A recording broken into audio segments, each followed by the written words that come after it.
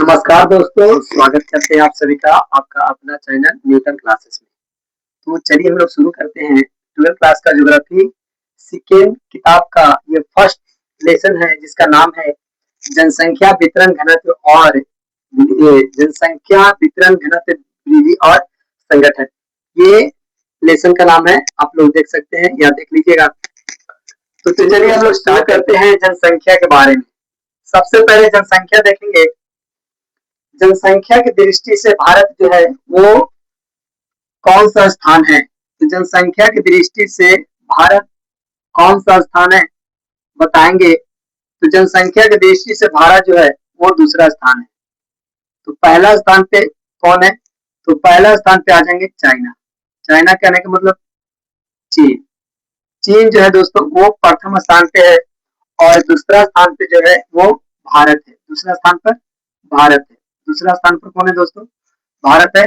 जनसंख्या की दृष्टि से दूसरा स्थान पे भारत और जनसंख्या की दृष्टि से पहला स्थान पे जो है वो है चीन। हम हमारे देश के प्रधानमंत्री नरेंद्र मोदी जी कहते हैं हम दो हमारे दो। जनसंख्या पर कंट्रोल करने के लिए एक नारा दिए थे कि हम दो और हमारे दो। नारा था ना ये, हम दो और हमारे दो। लेकिन बिहार के लोग क्या बोलते हैं? हम दो तुम गिन लो, है ना। तो जनसंख्या पर कंट्रोल सिर्फ भारत को सेंट्रल गवर्नमेंट का सिर्फ काम नहीं है, ये हर राज्य का काम है। जनसंख्या पर कंट्रोल पैमाना वो दूसरा है। तो भारत, इसके बाद पढ़ेंगे भारत के जनगणना के बारे में। जनसंख्या के बारे में आप लोग जान लीजिए, जनगणना के बारे में जानिएगा। भारत की जनगणना ये पहली बार कब हुआ था? तो पहली बार भारत की जनगणना जो हुआ था वो 1872 में हुआ था। कब हुआ था दोस्तों? 1872 में। और किसके शासन काल में हुआ था? ये मेयो के शासन काल में, लॉर्ड मेयो के शासन काल में ये भारत की जनगणना कराया गया था 1872 में। लेकिन ये जनगणना जो रहा ये असफल रहा। ये जनगणना कैसा रहा? असफल रहा। जिसके कारण क्या हुआ कि फिर से जनगणना हुआ, वो भी पहली संपूर्ण जनगणना। ये जनगणना जो कराया गया था वो जनगणना सफल नहीं रह पाया। समझिए 1872 में लॉर्ड मेयो के द्वारा, लॉर्ड मेयो के शासनकाल में ये किया गया था, लेकिन ये असफल रह गया। तो पहली संपूर्ण जनगणना जो था वो 1881 में हुआ था और वो भी लॉर्ड रिपन के शासनकाल में हुआ था। तो लॉर्ड रिपन के शासनकाल में जनगणना कब हुआ था? तो दोस्तों 1881 में हुआ था और ये पहली संपूर्ण जनगणना है। क्वेश्चन आप यहाँ पास फंस सकते हैं कि पहली बार जनगणना पूछेगा तो आप मानिएगा 1872, लेकिन पूछेगा पहली संपूर्ण जनगणना कब हुआ? तो 1881 में हुआ था। किसके शासनकाल में? तो रिपन के शासनकाल में। और ये पहली बार जनगणना जो हुआ तो किसके शासनकाल में? तो मेयो के शासनकाल में। अब लोग आगे चलते हैं। जनगणना जो होने का जो अंतराल था वो हर 10 वर्ष के बाद होता था, यानी कि हर 10 साल के बाद जनगणना हुआ करते थे। हर 10 साल के बाद जनगणना होता था। फिर जनगणना का जो रखा गया वो कौन सा सूची का है? ये श्रेणी याद रखिएगा, संघ सूची का जनगणना है। जनगणना को किस विषय में रखा जाता है? तो संघ सूची के विषय में रखा जाता है।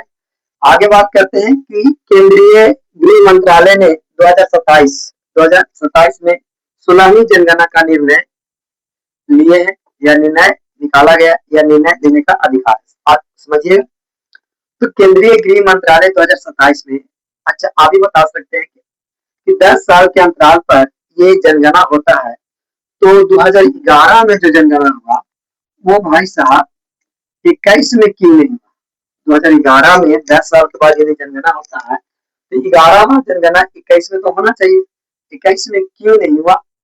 देखिए 2021 में जनगणना नहीं होने के कारण कोरोना वायरस हमारे देश में बहुत तेजी से या और अन्य देश में भी फैल चुका था, जिसके कारण क्या हुआ कि जनगणना ये रुक गई। तो यही जनगणना रुक जाने के कारण ये केंद्रीय गृह मंत्रालय ने एक निर्णय लिए, वो भी बोले कि 2027 में ये जनगणना हम लोग कराएंगे और ये 2027 में जो जनगणना जो होगा वो 16वीं जनगणना होगा।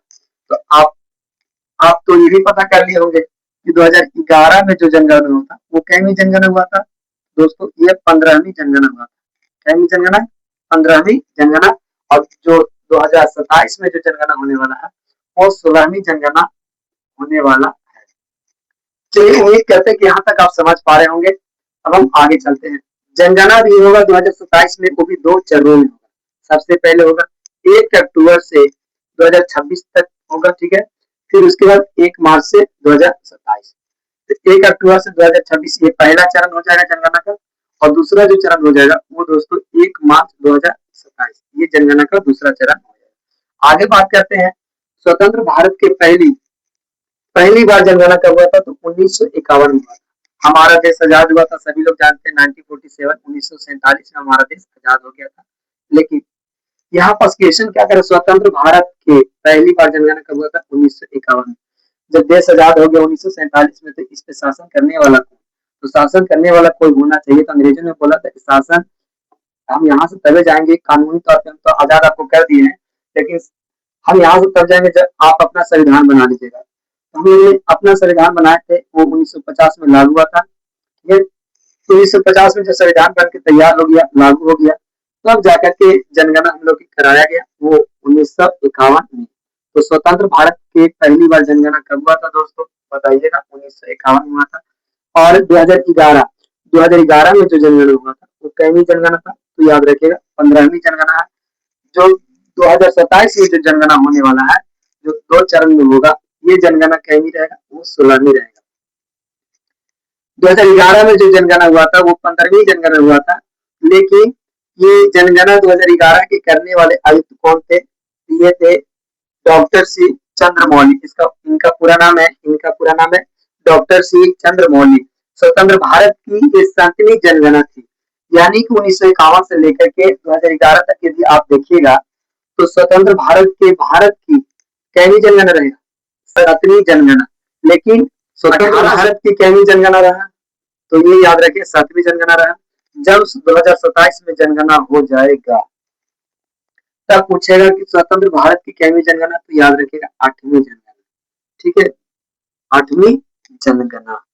समझ गए, अब आ जाइए यहाँ के बाद चलते हैं 2011 का जो नारा था जनगणना का, वो जनगणना का नारा क्या था, हमारी जनगणना हमारा भविष्य। याद रखिएगा, ये भी क्वेश्चन इंपॉर्टेंट है कि 2011 में जो जनगणना जो हुआ था, उसमें नारा क्या था, नारा दिए थे हमारी जनगणना हमारा भविष्य।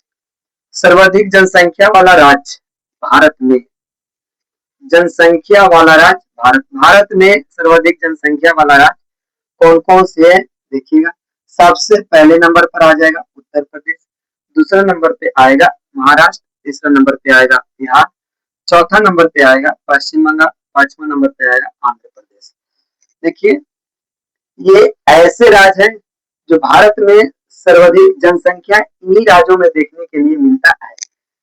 1 नंबर पे उत्तर प्रदेश, 2 नंबर पे महाराष्ट्र, 3 नंबर पे बिहार। आप देख सकते हैं बिहार को लिखने में 3 अक्षर की जरूरत है, तो याद रखिएगा 3 नंबर पे बिहार, 4 नंबर पे पश्चिम बंगाल, 5 नंबर पे आंध्र प्रदेश। लेकिन इसका एक ट्रिक यदि आप लोग को अच्छा लगेगा तो ठीक है, नहीं अच्छा लगेगा तो आप यहाँ पास याद कर लीजिएगा, ठीक है, लाइन से। ठीक है, ओ ओ मेरे ओ मेरे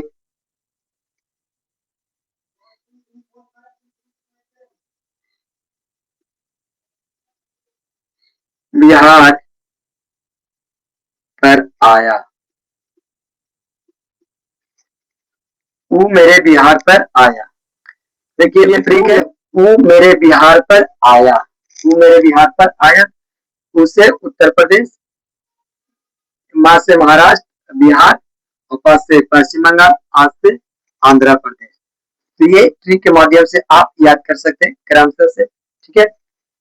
भारत में न्यूनतम जनसंख्या वाला राज्य, तो भारत में सबसे कम जनसंख्या वाला जो राज्य है वो दोस्तों सिक्किम है, मिजोरम है और अरुणाचल प्रदेश है।